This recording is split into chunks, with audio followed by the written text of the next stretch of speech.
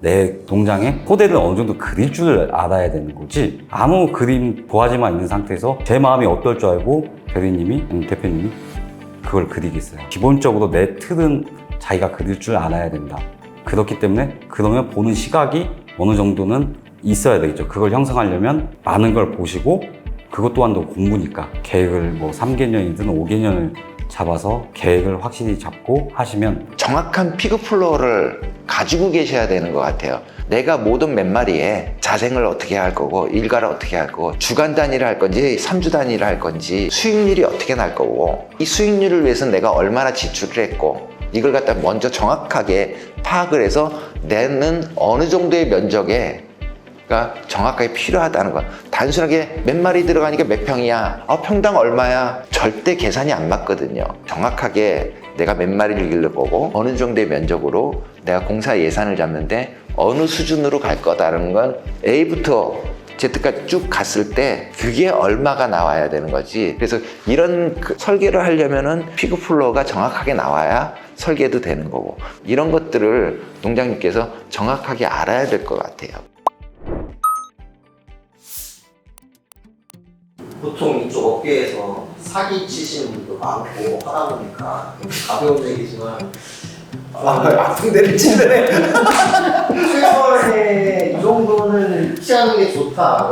어떻게 정리를 어떻게 해야 할지 모르겠는데, 첫 번째 이제 선택을 할 때 되게 달콤하게 다가올 거예요. 원가 그대로 해준다, 최저 가격으로 자기가 해준다, 막 이런 거에 감화의설에 이런 거는 아예 그냥 배제하시고요. 계약서를 쓸 때 언제까지 끝내겠다, 그 다음에 작업자들이 돈이 다 집행이 되고 있는지 체크를 해주시고요. 건설사가 하고 있는, 아니면 지어놨던 그런 데를 이 건설사하고 같이 가지 마시고 따로 미리 알아보시고, 그리고 뭐 한 곳만 해서 이게 견적을 받지 않을 거 아니에요. 여러 곳을 받잖아요. 근데 갑자기 100만 원, 100만 원, 100만 원 했는데 60만 원이에요. 그런 건 없어요. 소나타가 1000만 원이에요. 쫙 중고시장이 2000년씩은 다 1000만 원이에요. 근데 얘만 600만 원이 돼요. 그러면 뭔가 이유가 있겠죠. 침수차라는 거죠. 그죠? 그런 것처럼 이유가 있어요. 싸고 좋은 건 없어요. 자기가 노력하지 않은 한, 자기가 발로 뛰지 않고 자기가 가만히 있는데 누군가 나한테 좋은 떡을 갖다 주진 않아요. 농장주가 직접 움직여서 많이 알아보고 많이 점검을 해야 되는 거고, 그 다음에 꼭 물어보는 게, 혼자 시공하고 있는 농장이든 어디든 다 가보세요.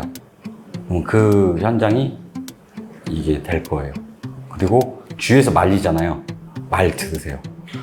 고집 부리지 마시고, 여기하고는 계약하지 마라고 하면 말 들으세요. 네? 여기 나는 다를 것이다, 난 특별하니까. 특별하지 않아요. 그러면서 다 사기당합니다. 네. 신축 혹은 개축 리모델링을 고려하시는 분들에게 제가 드리고 싶은 팁은요, 평당 얼마다 라는 것보다는 그 평당 얼마다의 그 기준이 어디서 어떻게 나왔는지를 잘 보시는 거를 추천드리고요. 공사를 한다는 거는 어찌됐건 더 예전이랑 똑같은 걸 만든다고 공사를 하는 게 아니고 예전보다 더 나으려고 만드는 거잖아요. 그러니까 농장주님이 하고 싶은 그 니즈를 맞출 수 있는, 그리고 현실적인 금액에서 그거를 소화할 수 있는 업체, 파트너를 만나는 거를 추천드립니다. 네. 저는 농장주들이 이제는 기존 농장에서 똑같이 지으려고 하지 말고 조그만 공부를 해서 환기나 이런 방식을 다른 사람한테 확인은 받을 수 있지만 그냥 자기가 어떻게 갔으면 좋겠다라는 좀 의견 제시를 하면서 할 수 있으면 이제 좀 더 좋은 결과물이 나오지 않을까. 공부를 어떻게 하는지 그냥 어려우니까. 내가 농장을 지을 거면, 전 농장을 지어야 되는 사람이잖아요.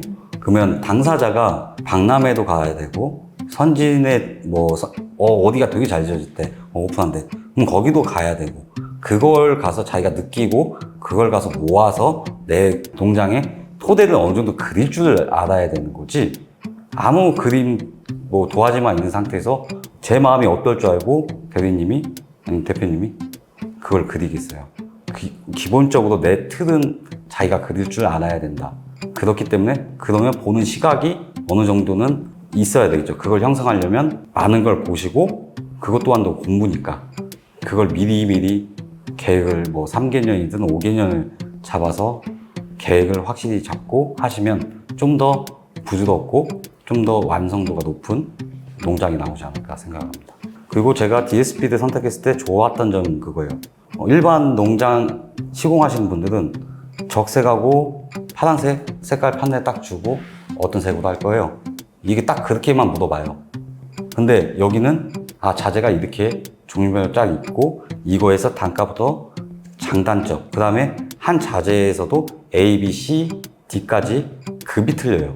그러면 여기에서는 이 정도 환경에서는 무슨 급 이상은 써야 되고 제가 선택할 수 있는 그 방향성이 많아요. 근데 이걸 공부를 못하면 여기서 멘붕이 와버려요. 차를 살 건데 기본적인 옵션은 넣어야지 말아야 될지 판단은 서야 될 거 아니에요. 이 옵션이 무슨 기능을 하는지.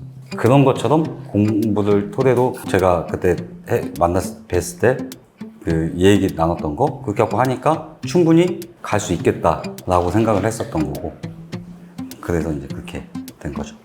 말씀 잘하셨는데 공부에 대해서도 제일 중요하게 보는 거는 뭐 건축물이 이렇든 저렇든 그거는 전문가의 영역이고, 농장주의 전문가 영역에서 따지고 보면 운영, 경영, 사육이라고 저는 봐요. 이게 정확해야 건축물도 따라가는 건데 정확한 피그플로어를 가지고 계셔야 되는 것 같아요. 내가 모든 몇 마리에 자생을 어떻게 할 거고 일가를 어떻게 할 거고 주간 단위를 할 건지 3주 단위를 할 건지, 그래서 수익률이 어떻게 날 거고 이 수익률을 위해서 내가 얼마나 지출을 했고 이걸 갖다 먼저 정확하게 파악을 해서 내는 어느 정도의 면적에가 정확하게 필요하다는 거야. 단순하게 몇 마리 들어가니까 몇 평이야, 평당 얼마야, 절대 계산이 안 맞거든요. 이거는 옛날 주먹구기식 방법이고요. 이제 정확하게 내가 몇 마리를 기를 거고 어느 정도의 면적으로 내가 공사 예산을 잡는데 어느 수준으로 갈 거다라는 건 이렇게 아까처럼 박람회도 하고 다른 농장들도 경험해서 A부터 Z까지 쭉 갔을 때 그게 얼마가 나와야 되는 거지 뭉뜨기로 평당 얼마 하면은 안 되는 거죠. 그래서 이런 걸 하려면 설계가 정확하게 또 돼야 되는 거고, 설계를 하려면은 피그플로어가 정확하게 나와야 설계도 되는 거고, 이런 것들을 농장님께서 정확하게 알아야 될 것 같아요. 그렇게 방향으로 가야지만 농장도 발전할 수 있고, 저는 그렇게 봅니다. 이제 진행을 하면서 가장 우리 예산이 많이 이제 중요한 부분이 있잖아요. 이건 거꾸로 됐어요. 어떻게 보면 제가 농장주 입장이 되는 거고 여기가 시공자 입장이 되는 것 같아요. 뭐냐면 저는 어떻게든 이렇게 하면 돈을 세이브 시키니까 이렇게 가세요 하면 안 돼요. 이렇게 가져야지. 너무 눈높이가, 공부를 많이 해서 눈높이가 높으셔가지고 수준을 너무 높게 가세요. 일반적으로 봤을 때는 이 정도도 괜찮은데 저는 얘기하는데 더 높으니까 그래도 나중을 위해서는 이게 더 이득이다 하고 하시는 것 같더라고요. 서로 이제 대표님하고 건축 대표님하고 같이 얘기하다 보니까 어느 한쪽에서 예산이 많이 좀 줄였어요. 근데 그거를 다른 농장 일반 사람들은 호주머니에 킵을 할 거 아니에요. 나 줄였다. 근데 저는 그거 가지고 제품을 저걸로 가고 싶었는데, 마감돼서 저걸로 가고 싶었는데 이제 그거에다 재투자로 들어가게 된 거죠. 그리고 대표님 덕분에 기존에 알던 방식하고 좀 틀리게 많이 좀 아는 것도 업그레이드가 많이 됐었고 좀 눈이 높아졌죠. 지금은 제가 소득이 좋다고 말씀드렸잖아요. 향후 5년 안에 소득이 줄 거예요. 그때는 고정비 싸움이 될 거예요. 그러면 지금 기존 농장에 너무 익숙한 나머지 기존의 방식을 추구하시던 분들은 그 고정비에 힘들어할 거고, 깨어있는 2세들은 고정비를 낮춰서 한 단계 더 도약을 할 것이고, 그렇게 생각합니다. 저희가 쿨링 패드가 제일 좋은지는 알고 있어요. 에너지도 조금 들면서 극대화된 효과를 얻을 수 있는 게. 쿨링 패드의 단점은 습도예요. 36도, 40도 열이 공기가 들어와서 쿨링 패드를 통과하면서 이 에너지가 없어지는 게 아니에요. 온도를 내려가주면서 얘가 습도를 갖고 와요. 똑같아요. 그 에너지는. 에어컨에서 돌려서 30도까지 만들었을 때 습을 떨어뜨려주나 온도를 떨어뜨려주나 에너지 소비량이 똑같다는 거예요. 근데 이거를 습이 90% 된 거를 내부로 들고 왔어요. 근데 얘네들 체감 온도는 상승을 해요. 온도는 떨어졌지만. 근데 거기서 유속을 줘요. 근데 기존 방식은 선풍기를 계속적으로 한 사람한테 쏴줘요. 그러면 처음에는 시원하다고 느끼겠죠. 근데 이게 그 세게 틀어놓으면 군진열 날아가는데 데미지가 나와요. 근데 슬링팬은 군진열을 날릴 수 있을 만큼의 강한 바람이 받쳐줘요. 근데 이게 자연 바람처럼 한번 훅 지나갔다가 텀이 있고 다시 한번 들어와요. 이래서 애들한테 데미지가 적어요. 윈치를 열어놨을 때 바람이 부는 것처럼 그런 효과가 있어요. 그리고 예열실이라는 개념은 우리가 기존에는 에어컨 봤을 때 에어컨 우리가 맨 처음에 썼을 때는 내부용이 아니라 창문에 매달았어요. 100% 거기다 쏘기만 했었어요. 그때 전기세가 많이 들어갔거든요. 그런데 이거를 안으로 갖고 들어오면서 뱉었다가 다시 빨아들이고 그 공기를 다시 빨아들이고 이러면서 에너지 효율이 좋아졌거든요. 내부에다가 갖다 놓고 얘가 70%는 돈사로 들어가게 하고 나머지 30% 재흡수해서 다시 쏴주고 그런 형식에서 전시를 놨고요. 아까 열전도 그것도 있고 그다음 또 다른 방법은 에어컨이 아닌 거기서 습만 잡을 수 있는 또 다른 걸 또 적용할 수도 있고 에너지 역할 때문에 그런 것 때문에 전시를 사용했죠. 실린팬이라고 했던 것이 뭐냐면 지금 농장에서 쓰는 중계팬들은 옆에서 바람을 불어줘요. 그러니까 돼지들이 옆으로 이렇게 있으면 앞에 맞는 돼지가 있는데 뒤에는 바람 맞고 그러면 여기 열들이 충충충충 쌓여서 군집열이 안 깨지는 거죠. 저 실린팬을 해보니 위에서 쭉 내려오니까 퍼져서 개체별로 다 바람 영향이 가는 거예요. 그러니까 환경이 더 좋아지는 거죠. 그러니까 애들이 더 쾌적하게 느껴지는 거 그런 차이를 갖다 변화를 준 겁니다. 다른 지역에도 좀 이렇게 다르게 짓는 양념장 좀 많이 확산이 될까요? 저는 확산된다고 봅니다. 갑자기 옛날 얘기하면 좀 우스운 얘기지만 그 전에 70년대 인테리어가 있었나요? 없었어요. 그냥 벽지 바르고 물 새면 목수가 땜빵 떼우고. 근데 88년 이후로 해밀 아파트나 뭐 이런 게 생겨서 그때부터 인테리어 데코 뭐 이러면서 인테리어 했어요. 수준이 올라가면서 환경도 올라가졌고 돈사도 마찬가지라고 봐요. 환경이 점점점 바뀌어지면서 생산력도 늘어나고 그러면 수익 구조도 틀려지고 그러면 더 좋은 수익 구조를 하기 위해서는 환경이 또 업그레이드 돼야 되고 이걸 업그레이드를 먼저 하시는 분들이 좀 더 공부해서 젊은 세대들이 이끌려고 하는 거고 그리고 아까 나이 든 세대님 뭐 이렇게 구분하는데 저는 그렇게 구분하고 싶지 않아요. 제가 나이를 먹어서 그런지 몰라도 진짜 최근에 만난 클라이언트 분 중에 손주만 4분 계시는데 엄청 진취적이에요.